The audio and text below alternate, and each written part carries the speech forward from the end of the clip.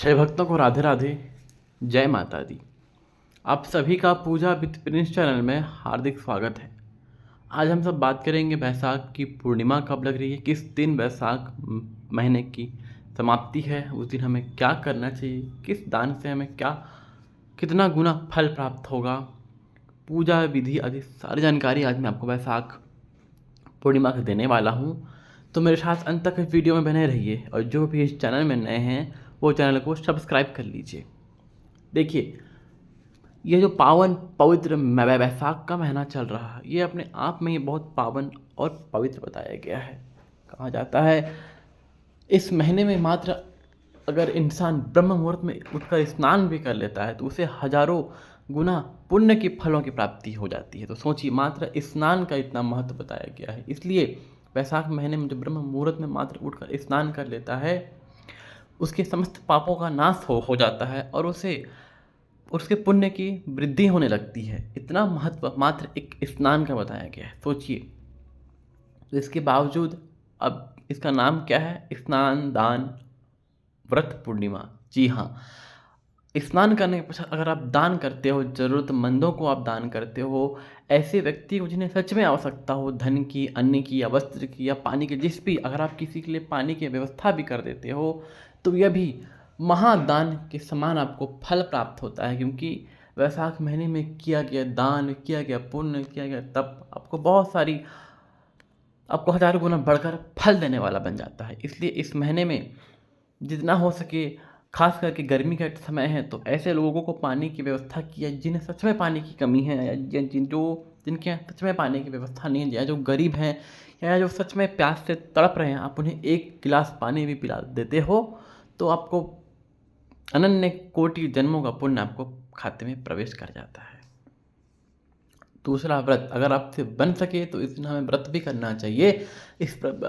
वैसे तो हमें साल भर की पूरी पूर्णिमा का व्रत करना चाहिए, लेकिन अगर आपसे नहीं बन सके तो कुछ लोग माघ पूर्णिमा करते हैं, कुछ लोग बैसाख पूर्णिमा करते हैं, कुछ लोग शरद पूर्णिमा के व्रत भी करते हैं। आप इस तरह से भी जो आपसे बन सके आपको वो पूर्णिमा का कम से कम व्रत और पूजा विधि तो करना ही चाहिए।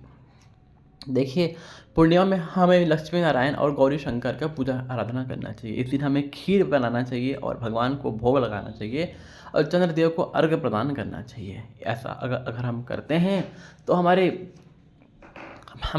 समस्त रोग और कष्टों का निवारण होने लगता है और हमें भगवान की कृपा प्राप्त होती है। वैसाख की जो पूर्णिमा है वो इस बार 12 मई दिन सोमवार को है। तो आप इस दिन ब्रह्म मुहूर्त में स्नान आदि करके किसी तालाब, जलाशय, सरोवर में या अपने घर के ही अगर आपके आसपास तालाब, जलाशय, सरोवर नहीं है तो आप घर के ही आसपास जहाँ पानी की व्यवस्था हो वहाँ आप दीपक जला सकते हैं। भगवान सूर्य नारायण को अर्घ्य प्रदान करें, दीपक जलाएं। इस तरह से आप और स्नान दान करके आप अपने बैसाख स्नान, अगर आप पूरे माह स्नान कर रहे हो तो इस तरह से आपकी बैसाख स्नान की इस दिन समाप्ति हो जाएगी और आपका इस दिन से बैसाख स्नान समाप्त हो जाएगा। इस प्रकार से हमें करना चाहिए। हो सके तो हमें सत्यनारायण भगवान की कथा भी करनी चाहिए। अगर आप सामर्थ्यवान हैं, भगवान ने आपको धन दिया है तो उसका सदुपयोग अवश्य करना चाहिए धार्मिक दान पुण्य में। और इस दिन हमें सत्यनारायण भगवान की कथा भी करनी चाहिए। देखिए, पूर्णिमा का व्रत कहते हैं कि हमें चंद्रदेव को अर्घ्य प्रदान करना होता है। तो इस स्थिति में अगर आप निराजल रहकर चंद्रदेव को अर्घ्य प्रदान करके व्रत को खोलते हैं, आप कुछ भी खाते पीते हैं, तो वह आपको अनन्य फल प्रदान करने वाला बन जाता है। बाकी अगर आपका स्वास्थ्य ठीक नहीं है तो आप पूजा पाठ बस कर लीजिए। इस व्रत करने की आवश्यकता नहीं है। अगर आपसे नहीं हो सक रहा है तो कोई दिक्कत नहीं है, लेकिन पूजा पाठ, स्नान दान आदि तो आपको करना ही चाहिए। क्योंकि ये वैशाख महीना कोई साधारण महीना नहीं है, ये बहुत पुण्यदायी और फल देने वाला महीना बताया गया है। जिस तरह से माघ और कार्तिक महीने की महत्वता बताई गई है, उसी प्रकार से ही वैशाख का महीना भी अति पावन और पुनीत बताया गया है। मैं आशा करता हूँ आप सभी को मेरी यह जानकारी, मेरी यह वीडियो अच्छी लगी हो। मेरी जानकारी, मेरी यह वीडियो आपको अच्छी लगी तो प्लीज़ इसे लाइक करें, कमेंट करें, शेयर करें और कमेंट में राधे राधे अवश्य लिखें। भगवान भोलेनाथ आपकी सभी मनोरथ को पूर्ण करे। तब तक के लिए शैव भक्तों को जय श्री महाकाल, राधे राधे।